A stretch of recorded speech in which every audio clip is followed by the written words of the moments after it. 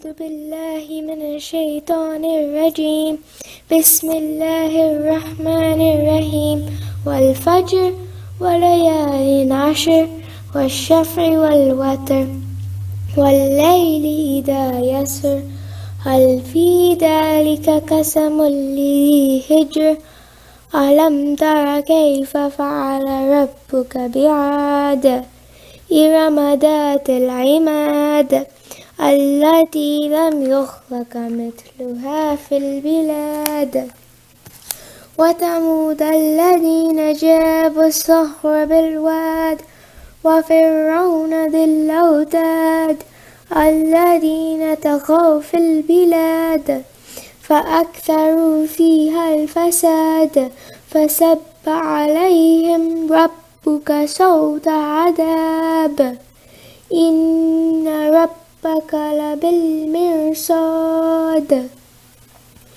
فأما الإنسان إذا ما ابتلاه ربه فأكرمه ونعمه فيقول ربي أكرمن وأما إذا ما ابتلاه فقدر عليه رزقه فيقول ربي أهانن كلا بل لا تكرمون اليتيم ولا تحاضون على طعام المسكين وتأكلون التراث أكلا لما وتحبون المال حبا جما كلا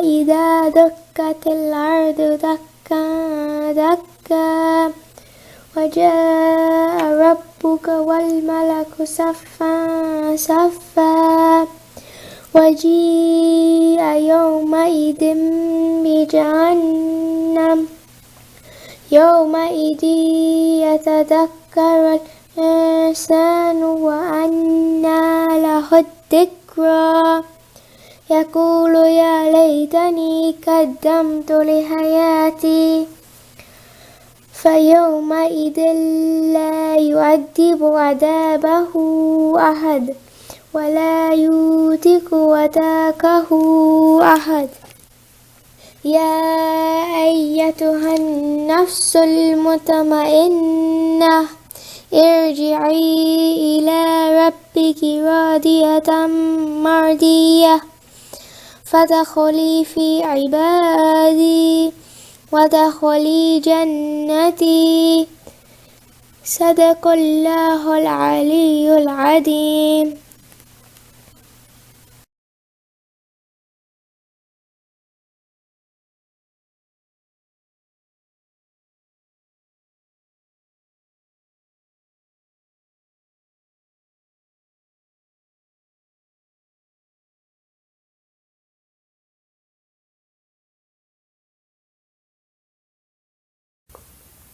أعوذ بالله من الشيطان الرجيم. بسم الله الرحمن الرحيم. إذا السماء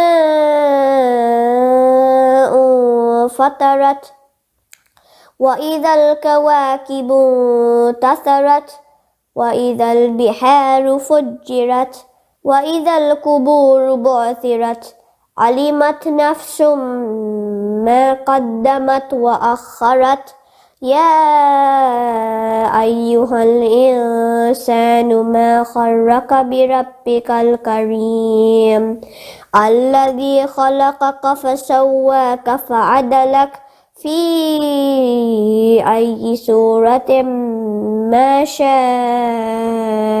ركبك كلا بل تكذبون بالدين وإن عليكم لحافظين كراما كاتبين يعلمون ما تفعلون إن الأبرار لفي نعيم وإن الفجار لفي جحيم يصلونها يوم الدين وما هم عنها بغائبين وما أدراك ما يوم الدين ثم ما أدراك ما يوم الدين يوم لا تملك نفس لنفس شيئا والأمر يومئذ لله صدق الله العلي العظيم.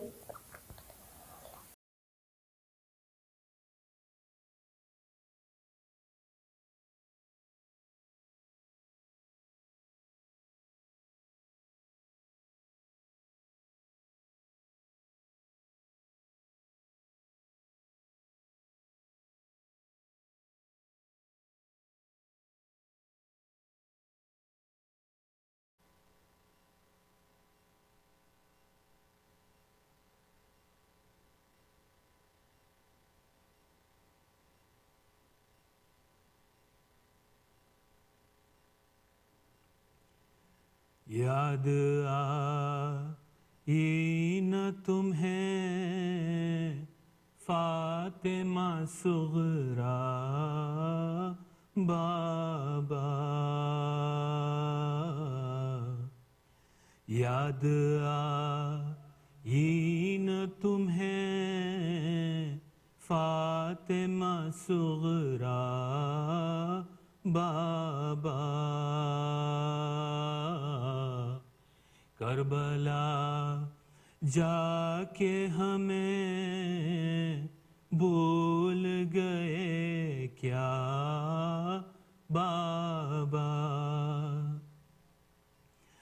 ہائے کس کس کا گیلا کس کی شکایت لکھوں، ہائے کس کس کا گیلا کس کی شکایت لکھوں،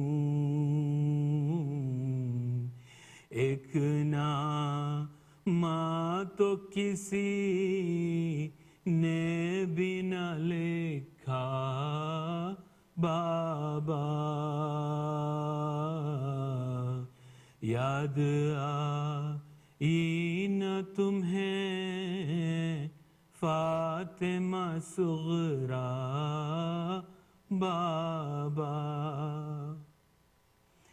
کہ گئے تھے میرے بھائی تمہیں لے جاؤں گا، کہ گئے تھے میرے بھائی تمہیں لے جاؤں گا،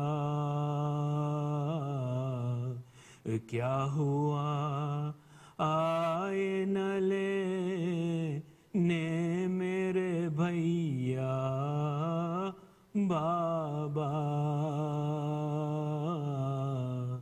یاد آئی نہ تمہیں فاطمہ صغرا بابا، اب تو اصغر بھی میرا گھٹنیوں چلتا ہوگا، اب تو اصغر بھی میرا گھٹنیوں چلتا ہوگا، میرے بھائی کو میرا نام بتانا بابا، یاد آئی نہ تمہیں فاطمہ صغرا بابا، میں تڑپتے ہی گزر جاؤں گی، میں تڑپتے ہی گزر جاؤں گی.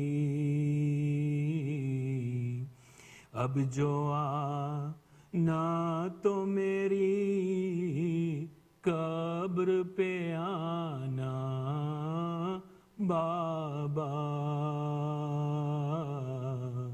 یاد آئی نہ تمہیں فاطمہ صغرا بابا.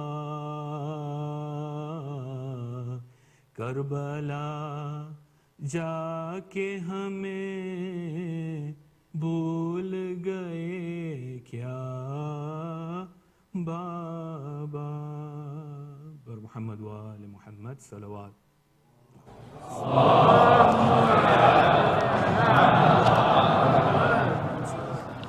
فاتحہ.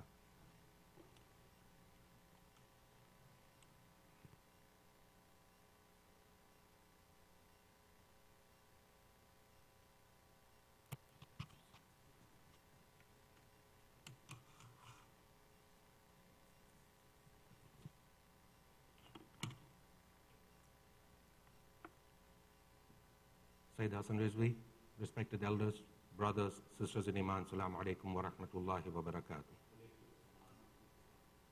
Surah Fatiha is requested for all the names listed on the screen and Kul Arwahil Mu'mineen wal Mu'minat Sawab al-Fatiha.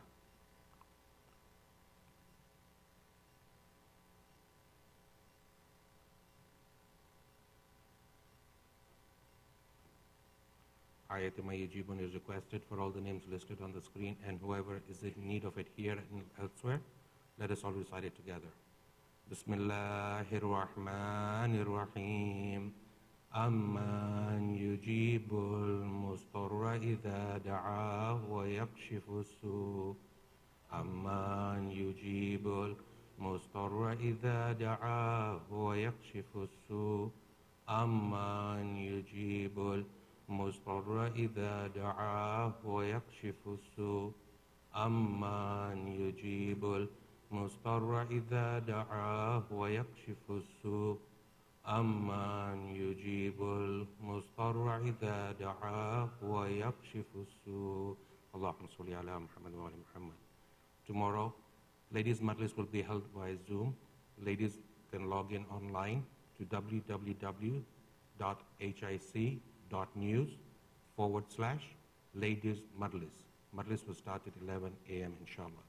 Now let us all invite Sayyid Hasan to recite tonight's majlis. Bar Muhammadin wa ala Muhammad salawat.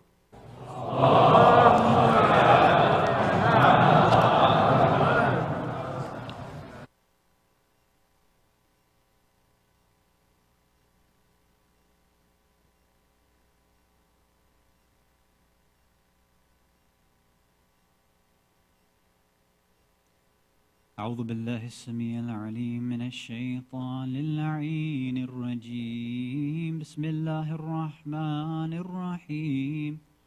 وبه نستعين.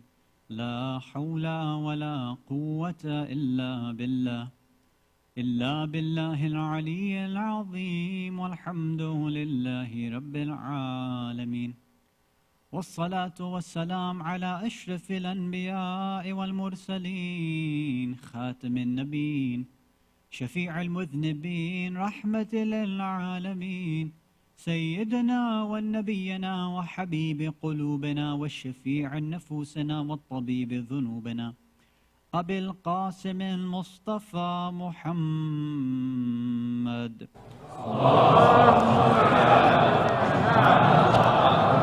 ثم الصلاة والسلام والتحية والإكرام على أهل بيته الطيبين الطاهرين المعصومين المذلومين المنتجبين المكرمين الخيرين الفاضلين السيدين الصادقين، سيما بقية الله في الأرضين، روحي وأرواح العالمين لتراب مقدمه الفداء، ولعنة الله على أعدائهم أجمعين من الأولين والآخرين إلى قيام يوم الدين.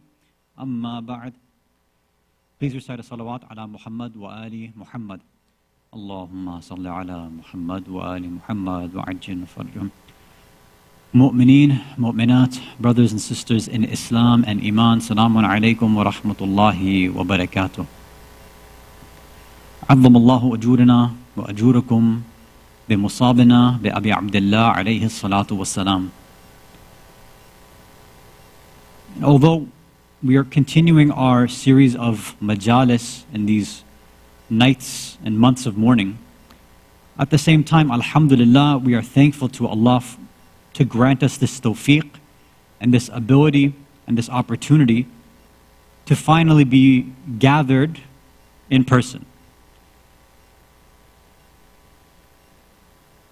Before we continue, I wanted to, of course, first thank the volunteers, the MC, and anybody who's involved in setting up this great achievement. I know many of you have been sitting at home, watching on your TV, watching on your phone, watching on your laptops, and you were hoping for something more. And after the tremendous success of the HIC youth event, then, alhamdulillah, this was a nice stepping stone. And inshallah, hopefully, if Allah permits, this will be a way where we can slowly get back to some sense of normalcy, inshallah. Originally, I wanted to continue the points and the themes that we were discussing on Thursday nights about building an Islamic identity, adopting an Islamic lifestyle, specifically going through the history about whether religion should be a complete part of our life or only a part-time idea.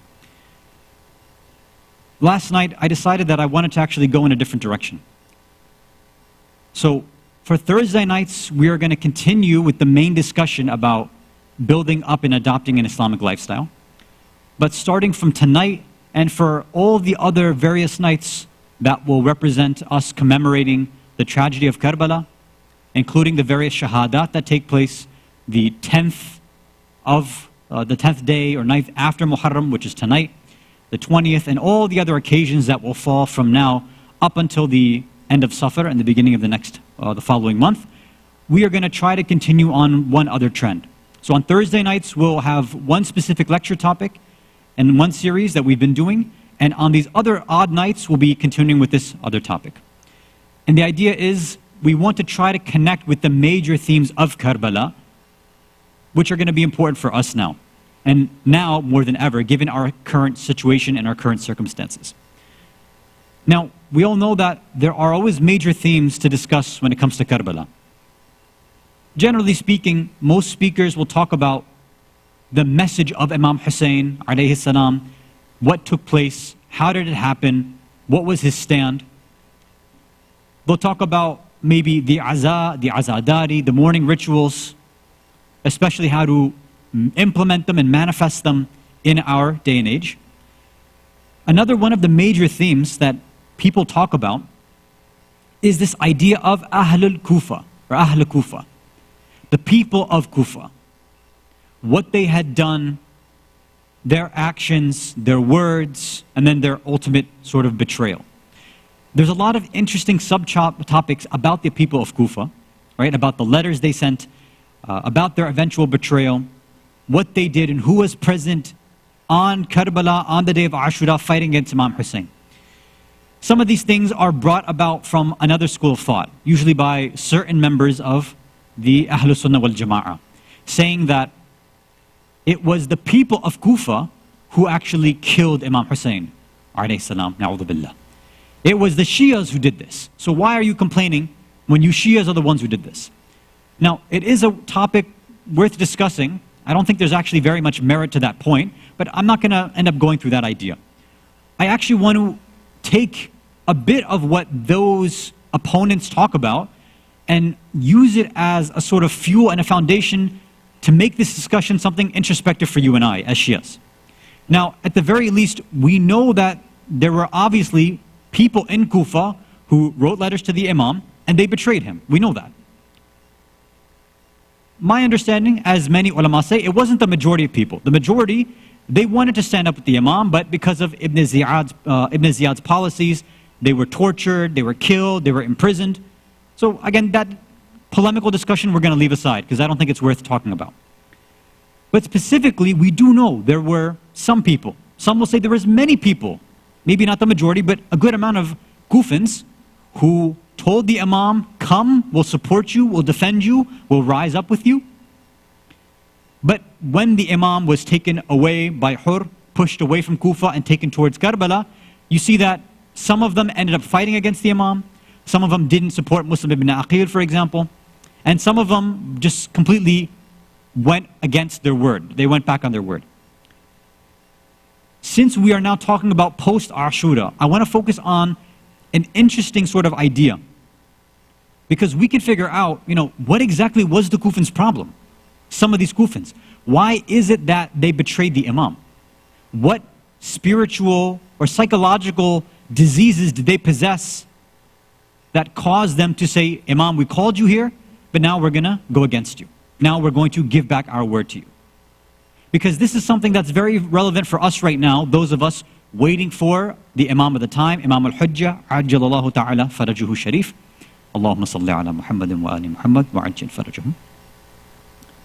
And especially about how we need to be acting right now in order to build a better relationship with our 12th Imam. Eventually in this series we're going to get to the contemporary idea of how we implement these ideas or how to make sure we don't have these spiritual diseases they had. But the first thing that we need to do is actually identify what were the problems of the Kufans. Now, again, we can go and try to analyze some socio-political ideas about fear and intimidation, but I think there's something better that we can do.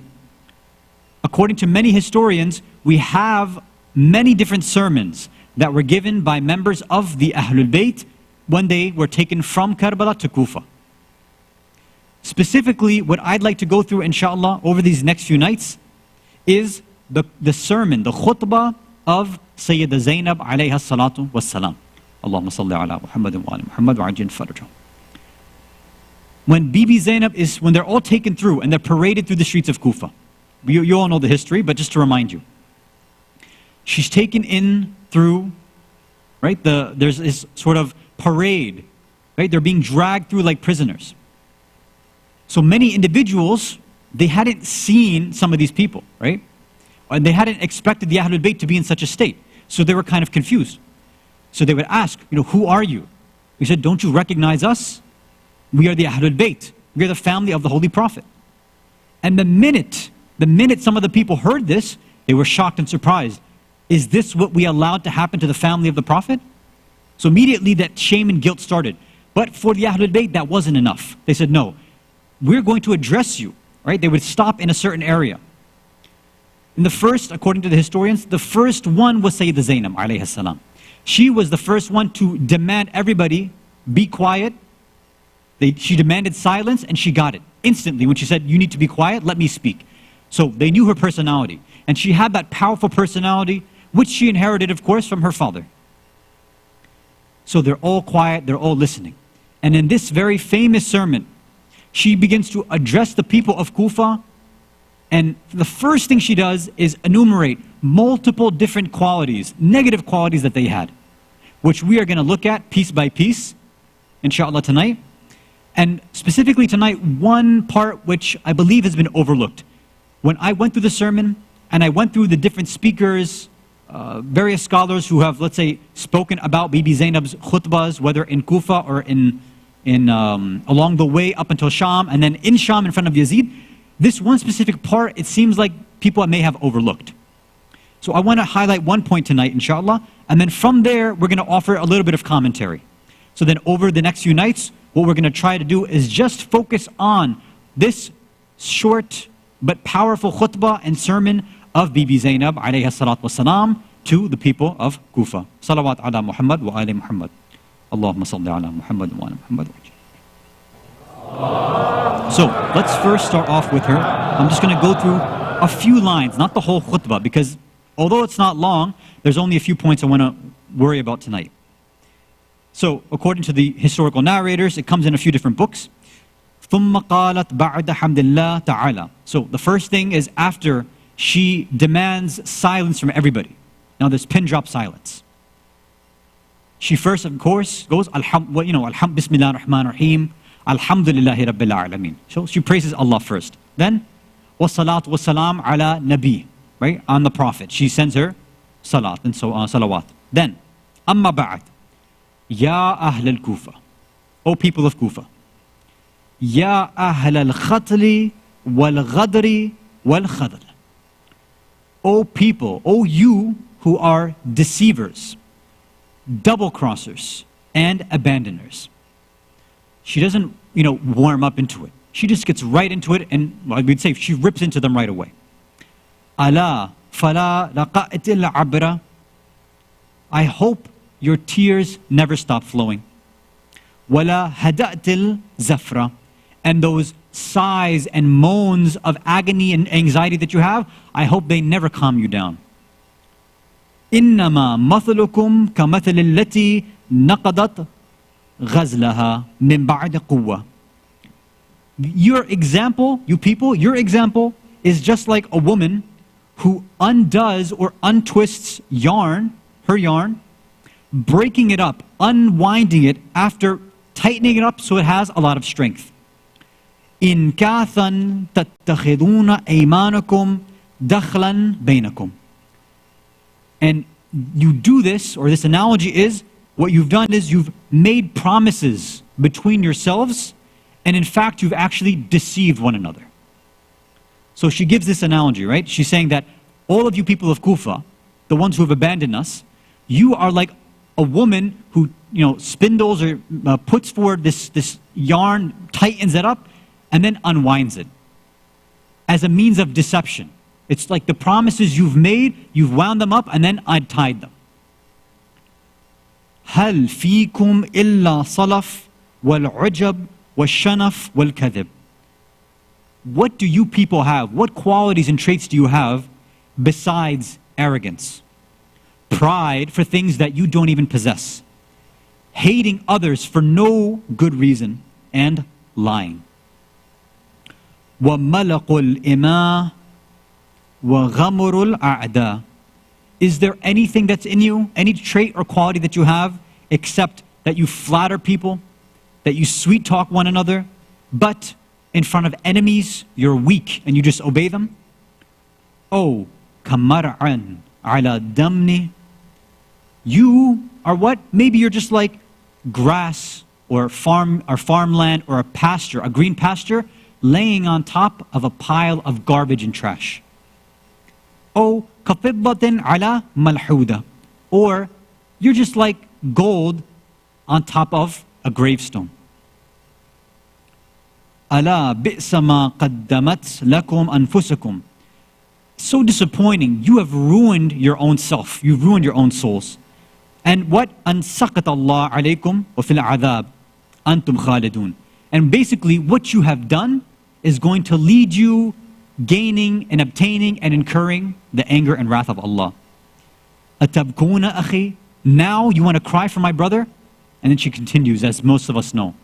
You want to cry for our family after what you've done? Yes, cry. Cry a lot and laugh very, very little. And then she continues on and on. But here's where I want to stop at least. This is a very, very powerful and heavy khutbah. Now many of us, when we think about the Ahlul Bayt addressing different people, we always have this idea of rahmah and love and compassion and mercy and kindness, warm them up a little bit and then, as I say, stroke the ego and then strike. But Bibi Zainab doesn't do this. She jumps right into it and begins to attack them one by one, enumerating all these destructive spiritual diseases they have. But there's one tonight that I want to focus on. Let me read the line again, right? Just the just the English. She says, the example she gave, your example, you people, your example is like, you're only like a woman who undoes or untwists her yarn, breaking it up and untying it after spinning it so it's strong, by making your promises a means of mutual deception among yourselves. Now, I'm sure many of you who have looked at the sermon of Bibi Zainab before, you would have seen this line and the other lines. This line too, you're thinking, oh, this is just some analogy or just some strong metaphor she wants to give. You see, this is the one I want to focus on because I believe, with all due respect, this specific line has been neglected by many scholars. If you look at all the different books that are out there that talk about the khutbahs of the various individuals right? Especially post Ashura up until Sham, as they list these ones, as they list this one of Bibi Zainab in Kufa, you have this whole list there. But over there, they don't really mention anything special. Now look, all of the parts of her khutbah require analysis, an akhlaqi lesson, discussion. This one, according to, there's 2 points I want to mention. One is from one of our famous mufassirin, one of our commentators of the Quran, the author of Tafsir al-Furqan. He says, this same analogy, this same line of reasoning was also given by her mother, Sayyida Fatima alayha salatu wassalam, Allahumma salli ala Muhammadin wa ala Muhammad, in her famous khutbah of Fajr. The same thing is that she wanted to explain to the Muslims then, is that you broke your oath at Ghadir. When we needed your help and your assistance afterwards, from Saqifa onwards, you broke your promise. So this one Mufassir says in the version of the khutbah of Fajr that I guess he has, although it's not in the ones that I looked at, it's the one that I guess he has. He says that Bibi Fatima alayha salam uses the same analogy of you're like women, your example is like women who have tied up something very strong, yarn, and then you've unwound it. Now why would she use that? Somebody might say, well, you know, Bibi Zainab is just following in the footsteps of her mother, just like she follows in the footsteps of her father, right? Using that eloquence and using that powerful sort of language. But this would be incorrect. Why? Because she's actually quoting a verse of the Quran. The example that she's mentioning here about this woman spinning yarn is something that's mentioned by Allah in the Quran itself. So, what Bibi Fatima was doing was quoting the Quran, and what Bibi Zainab is doing is continuing that line of using these strong and powerful examples and idioms in the Quran as well. This one comes in Surah An-Nahl, chapter 16, verse 92. أعوذ بالله من الشيطان الرجيم بسم الله الرحمن الرحيم ولا تكونوا كالتي نقضت غزلها من بعد قوة أنكاثا تتخذون أيمانكم دخلا بينكم أن تكون أمة هي أربى من أمة إنما يبلوكم الله به وليبينن لكم يوم القيامة ما كنتم فيه تختلفون. Don't be like the woman or a woman who would undo her yarn, breaking it up after spinning it so it's strong, by making your promises a means of mutual deceit amongst yourselves. So this is the part, that beginning part is what Sayyida Zainab and Sayyida Fatima, according to one Mufassir, have quoted. Now here's the rest of the verse. So that one, or because of that, one community, one ummah is more affluent or more productive or has more resources or is more powerful than another community. Allah only tests you with these things, and He will definitely, surely clarify and distinguish for you on the Day of Judgment what you used to argue about. So what we want to do now is to properly understand what Bibi Fatima and specifically what Bibi Zainab is accusing the Ahl al-Kufa of. We're going to go through the tafsir of this specific part of Surah Al-Nahl. Salawat ala Muhammad wa ali Muhammad. Allahumma salli ala Muhammad wa ali Muhammad wa ajil farja. The first thing here is this. Somebody might say, look, Allah is doing, right, He's just giving an analogy, an example. He's talking about, think about a woman who's just, she's spinning yarn, making, like I say, a strong thread, a strong rope, and then she undoes it. So it's just an example. Some Mufassirin say this is not just a random example that Allah came up with, right? Not just a random idiom. As Allah does, other times in the Quran. According to many Mufassirin, they were specifically mentioning a historical figure that existed centuries ago in the age of Jahiliyyah. It was a specific woman by the name of Rayta. Rayta, who was from Banu Taym ibn Murrah. And her full name was Rayta bint Ka'ab ibn Sa'ad ibn Taym ibn, it goes on forever, right? So she was a person of Makkah. She was, part of Quraysh from the tribe of Banu Taym, but she lived in the time of Jahiliyyah. Now, she was known as Kharqa'u Makkah, the fool of Makkah. This lady was known as the idiot or the village idiot of Makkah. Now why? What did she do? Basically, half of her day, meaning from the beginning when she would wake up in the morning up until dhuhr time, or half the day, she and all of her maids, her slaves, they would start spinning yarn, right? They would tighten it up and make these strong pieces of thread. And then she would order all of her slaves, her maids, and then herself, say, now that you've made it strong, undo it. So half the day, she's spinning it so it tightens, and the other half of the day, they're undoing it. So of course, anybody who knew about her, they said she's an idiot. And she's a fool. Who would spend half of their day tightening all of this and then undoing it? What a waste of time, right? This doesn't benefit anybody at all. So that's why she was known as the kind of fool of Mecca. Now some say it was her just being a fool and an idiot.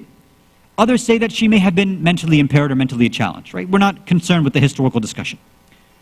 The idea, though, is that what Allah is trying to get across in this verse is a few things.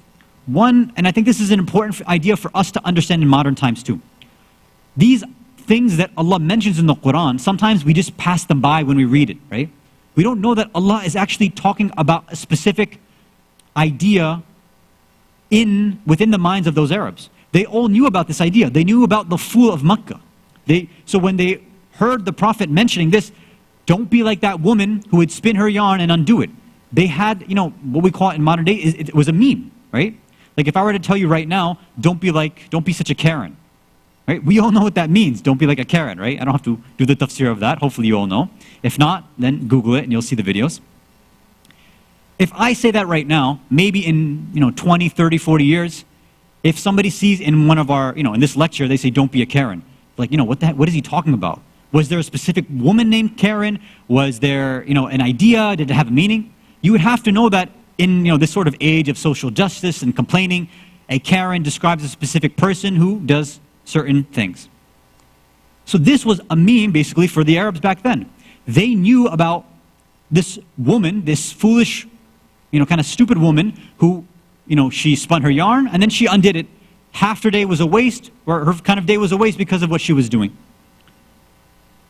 So Allah then uses this meme, uses this as an analogy for them, and says, look, when you Arabs make your promises, you make alliances, when you make treaties, you end up breaking them, and it ends up becoming a waste of your time. You made these pacts, you've made these treaties. For what reason though? Your reason was messed up. Your reason was what's problematic. The reason that the Arabs would break up their ties, the reason you and I break up our ties, we go against our word, we become people who are treacherous, who lie and cheat and steal and do all these things, is because our promise is not based on real values. It's not based on truth. It's not based on principles. It's only based on material, political expediency and benefits. We're looking for money. We're looking for power. We're looking for wealth. That's why people will break their treaty, they'll go against their word to go to somebody else who ends up becoming more powerful or more wealthy and who can help me out for what I need. 1 minute when we might give our word to, let's say, a certain person or a certain group or organization, then we find a new attractive offer that comes. And they say, oh, we have a better package. We have, we'll give you more benefits. Even think about in terms of jobs. Let's say you make an agreement with your boss that, I really agree with the mission of this company. I'm going to stick with you for life, right? I'll retire with you guys. If some other company comes and offers you a better severance package, better 401k, better pay, if your point is about money and benefits, then you're going to jump to the new company. So what you told your first original company that you like the company's message, that was all a lie. That's what Allah seems to be getting to, right? Is we make these alliances. We give our word. We claim we're doing it on principles, but Allah says, you're not doing it for that reason. You're doing it for the dunya. You're doing it for material reasons, because of some sort of politically benefit idea. That's why you're doing it. So when the going gets tough, when it gets too hot, when things change, someone better comes along, then you're going to jump to them right away. You'll break your word and go to some other organization. We have the same concept in as an idiom in English too, right? It's called jumping on a bandwagon, or hopping on the bandwagon, right? And it's funny, this term, it's interesting for us to actually find out the etymology, where this came from. Let me explain that if you can recite a salawat ala Muhammad wa ali Muhammad. Allahumma salli ala Muhammad. So in the mid-1800s, they say this is where the word and the idea came and appeared. So a bandwagon was literally a wagon with a band on it, right? So whenever, let's say, a circus would come to town, or a parade would happen, or a politician or a political party would have some sort of event in public, in the front, they had a wagon, or this big car, and they put a band in the front. The point of that band was to tell everybody, hey, guess who's in town? Guess what's going on? They would cause this sort of excitement so that people would come out of their homes and see what's going on and get attracted to what was happening. So they say that this idea of jumping on the bandwagon, that's where it came from. See, if a political party came, right, with some ideas, the whole point was the bandwagon was there to get people there to join the political party, to join that political movement. And the people who came out, what were they attracted by? They were attracted by the band. They were attracted by the music. That's why they jumped on the bandwagon. It wasn't the political message of that parade, of that political event. They didn't care whether it was some Democrat saying this or Republican saying that or whatever. Their whole point was, oh, look at this great music, let's come out. It was the excitement, the novelty nature of it, right? The novel nature, the music, the shininess, the prettiness. That's why they came out, right? Like little kids. That's why we would say, look, in sports we use this too. When a certain team is doing better, somebody switches their allegiance to another team. So you're just jumping on the bandwagon. Because that team is doing good, now you're going to go through, for that team. Your old team, you never really had any sort of allegiance or alliance. It was all about whoever's winning. And that's what Allah is alluding to as well. Muslims throughout history have always, unfortunately, jumped on the bandwagon. They've disobeyed and abandoned their prophets and then went to whoever was in charge, whoever was in power. Look at the various examples. So many mufassirin say this specifically happened with the Prophet first. That people pledged their allegiance to the Prophet, but then after the Quraysh when they realized the Quraysh had much more power, they had much more wealth, they had more resources, more manpower, their army was bigger, then people began to abandon the Prophet. So they didn't join Islam or the Prophet for the hereafter. They didn't join it for the sake of the truth. They didn't join it for the sake of the principles of Islam or for the character of the Prophet. They did so for the dunyawi reasons. They wanted to be protected in the physical world, in the dunya. They wanted money, they wanted wealth. Many switched sides so that the Quraysh would take care of them. The same thing we see with Amir al-Mu'mineen alayhi salam at Ghadir. Everybody was there congratulating, bakhin, great congratulations, you did a great job. We can't wait to follow you. But when there was fear and intimidation put out by certain parties, you see, people said, you know what? My economic security and safety is more important than the truth. I know the Prophet put his hand in Ali's hand. I know he grabbed it. I know what happened on Ghadir, but what's more important for me is my own life, my liberty, my security, my physical freedom. That's what I want. So they abandoned Imam Ali. And that's why they say Bibi Fatima brought up this same verse at Fadak. And of course, why Imam Hussein alayhi salam also brought up these same ideas. And why Sayyid Zainab is also bringing it up. Saying what? This is not just a quality of the people of Kufa, but of many individuals who gave their word to the Imam, but slowly and slowly began to abandon him. Think about the most famous two examples, two extremes. You have Umar ibn Sa'ad on one side and Hur on another. Both of them recognize that Islam has a certain paradigm, a certain lifestyle, certain principles. It's the truth. On the other side, there's the dunya. There's my physical safety and security. There's getting economic benefits to my family. Hur made the better choice. As he says, I saw heaven and hell. I saw heaven with the Imam and hell with Umar ibn Sa'ad, with Shimr and Yazid. And he made the right choice. He held on to that commitment that he had given to the Prophet and to Islam. But on the other side, we see Umar ibn Sa'ad, who said, and his own words, I know that killing the Prophet is going to ruin me, but I love power. I love owning things. I love money. I love wealth.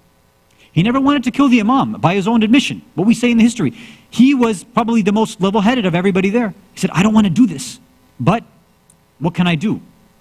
If I don't kill the Imam, then I'm going to lose my ownership and leadership of Ra'i. And that's something that I've wanted all my life. Think about these and how these two personality types exist within us too. There's a Hur within us, and then there's a Umar ibn Sa'd within us as well. We may not think it, but there are many things right now that are holding us back from true allegiance to Islam and true allegiance to the Imam of the time. Think about it very carefully. Be honest with yourself. If the Imam were to come back right now, but some other party or some other organization granted you more physical safety or economic benefit, honestly, who would you go with? Think about it honestly and you'll understand which side you would have been in Karbala. Salawat ala Muhammad wa ala Muhammad. Allahumma salli ala Muhammad wa ala. There's a lot more to say, and inshallah, in the next few nights we will continue this idea. So, what we've done so far tonight is we've talked about wanting to explain the characteristics of the people of Kufa with and through the words of Sayyida Zainab herself. We talked about and focused on the first part, which is that people break their commitments for worldly, materialistic reasons, which shows that deep down, the reason they made most commitments was not for a principled reason. It wasn't based on truth. It wasn't to actually make a stand. It was actually for political expediency, for money, for power. So we have to be careful that we are not like this as well. And if we take another look at the tragedy and episode of Karbala, somebody may say that Karbala itself, in one sense, is a story of promises, both kept and broken. On one side, on the side of Yazid, of Umar ibn Sa'd, of Shimr, and the rest, we see betrayal. Betrayal of Islam, betrayal going against the word that they gave to the Prophet, to the Imams. But on the other side, you see, with the Ahlul Bayt, with their ashab, with their companions, with their family, you see promises, true promises being kept, being solidified, being honored. This is what it truly means to honor your oath. We see that Zainab has her promises with Hussein and their relationship. We know that in the history, when Abdullah ibn Ja'far al-Tayyar was seeking the hand of marriage of Bibi Zainab, Imam Ali said, yes, you can marry my daughter, but there's one condition. The condition, the promise that I want you to keep Abdullah, is that Hussein and Zainab will always be together. You can never let Zainab leave the side of Hussein. If Hussein goes somewhere and Zainab wants to follow, do not stop her. And you see that Abdullah kept his promise. He allowed Zainab to go ahead with his Imam. Hussein, in Karbala, orders Zainab to be patient, to be ready to deal with the trials and tribulations that will come before. And we see that when her sons On and Muhammad go out, when they sacrifice themselves and they lose their lives, when they're brought back to the tents, Zainab keeps her promise. She keeps her word. And when other mothers would go and collapse upon the bodies of their children, we see Zainab is in her tent, on her musalla, in sujood, saying, Rabbana taqabbal minna hadha al-qurban. Allah, accept this sacrifice from us. Zainab is a woman who keeps her promises. We see that when she knows that she now has to protect Imamat, she takes Imam Sajjad in Karbala. She brings him outside of the burning tent. She keeps her promise to Allah, to the Prophet, to her brother Imam Hussein, and saves Imamat there and takes Imam Sajjad out of this tent. Whenever the whips of Shimr would come and Shimr would begin whipping Imam Sajjad over and over again, Bibi Zainab would come and honor her promise and protect her beloved nephew and Imam. All the way from Karbala to Kufa, from Kufa to Sham, Zainab honored her promise and was protecting the Imam. But there was one promise we would say, Zainab, we wish that you would have been able to keep this. There was one amana, there was one trust that Hussein left with you. He left you his sakina. Hussein left you his amanat. He said, Zainab, I'm leaving you my sakina. She is my amanat. I need you to protect her after I am gone. But Zainab tried as much as she could. But when the mal'ooneen, when the Zalimeen came to the tents of the Ahlul Bayt. Zainab couldn't do anything when Shimr raised his hand and began slapping the face of Sakina over and over again. Zainab, we wish you could have kept your promise there.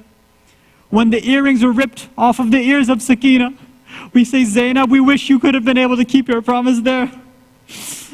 When the fire was set to the tents and somebody set fire to the dress of Sakina, we say, Zainab, we wish you could have protected the amanat of Hussein there. And we say, Zainab, we wish you could have protected the broken heart of Sakina when she finally had the head of her father in her laps and her heart became broken. Inna lillahi wa inna ilayhi raji'un ridan biqada'ihi wa tasliman li amri ala la'natullah ala qawmi zalimin wa sayya'lamu alladhina zalamu ayyam inqalabin yanqalibun inna lillahi wa inna ilayhi raji'un. Salawat ala Muhammad wa ala Muhammad.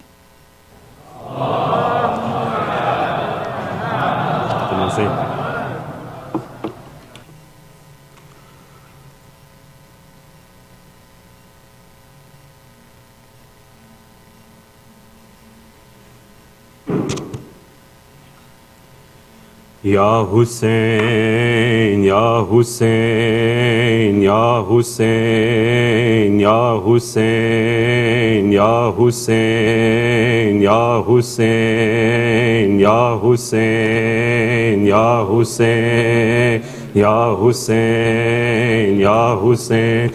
بازار میں بنت علی دیتی تھی صدا بھائی عباس کہاں ہو.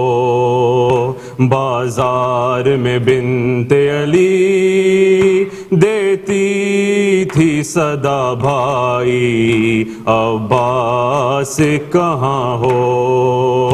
بازار میں بنت علی دیتی تھی صدا بھائی عباس کہاں ہو.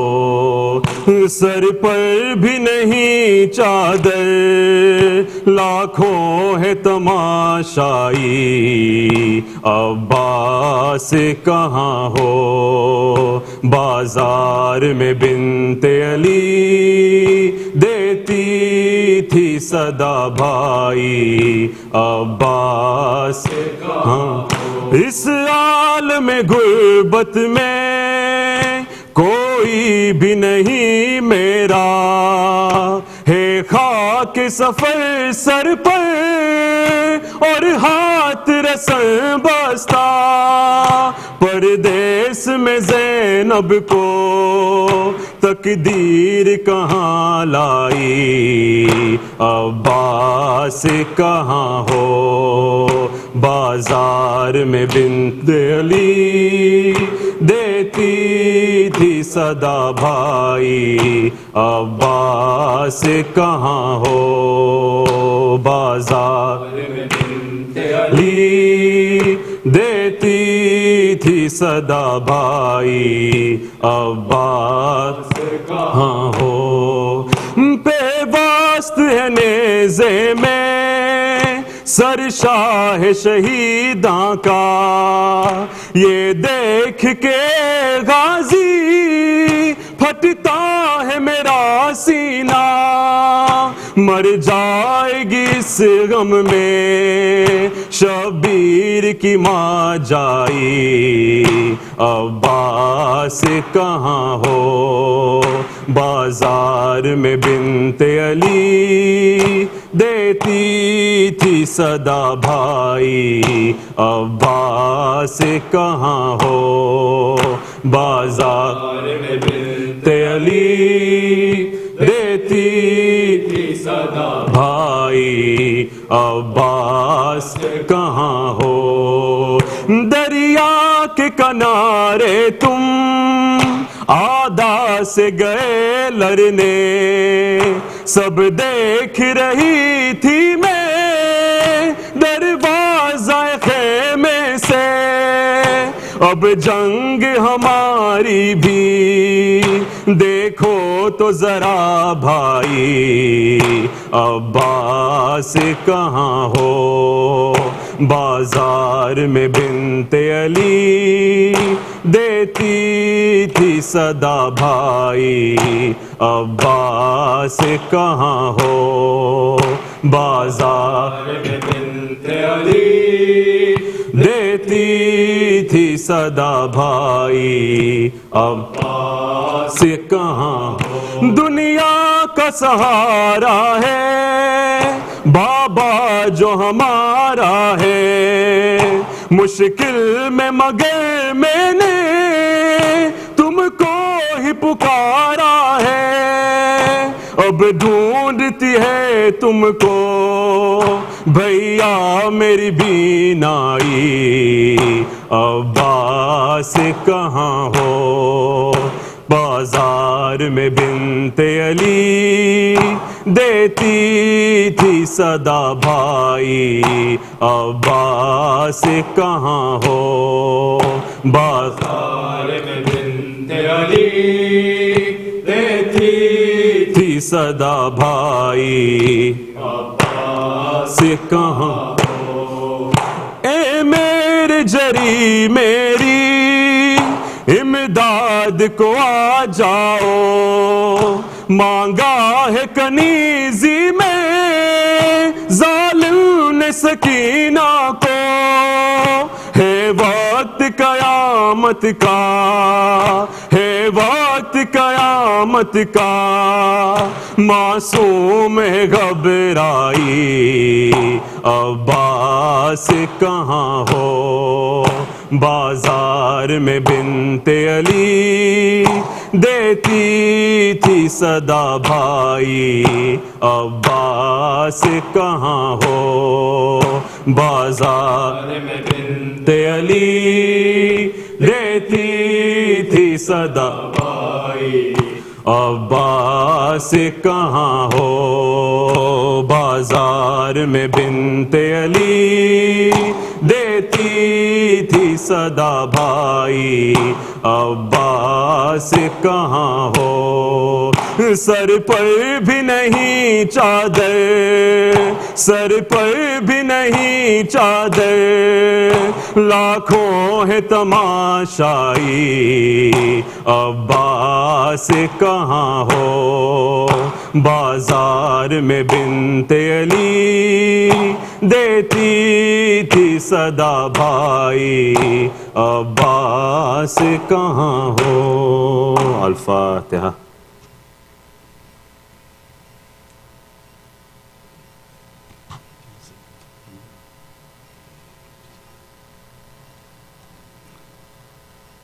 دعائے فرج اللهم صل على محمد وآل محمد بسم الله الرحمن الرحيم اللهم كن لوليك الحجة ابن الحسن صلواتك عليه وعلى آبائه في هذه الساعة وفي كل ساعة وليا وحافظا وقائدا وناصرا وذليلا وعينا حتى تسكنه أرضك طوعا وتمتعه فيها طويلا برحمتك يا أرحم الراحمين.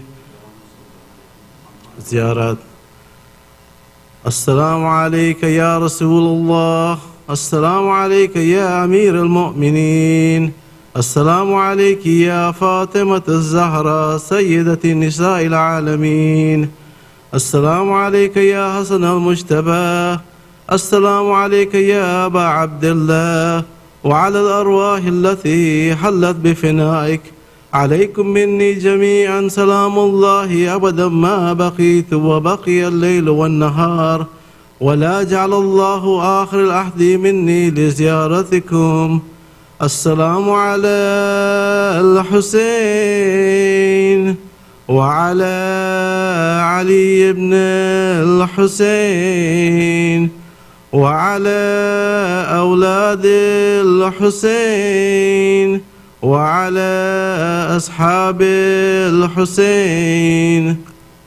السلام عليك أئمة المسلمين علي بن الحسين ومحمد بن علي وجعفر بن محمد وموسى بن جعفر وعلي بن موسى ومحمد بن علي وعلي بن محمد والحسن بن علي.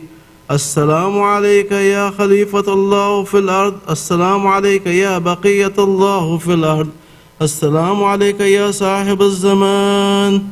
عجل الله تعالى فرجك وسخر الله تعالى مخرجك وظهورك واجعلنا من أنصارك ورحمة الله وبركاته.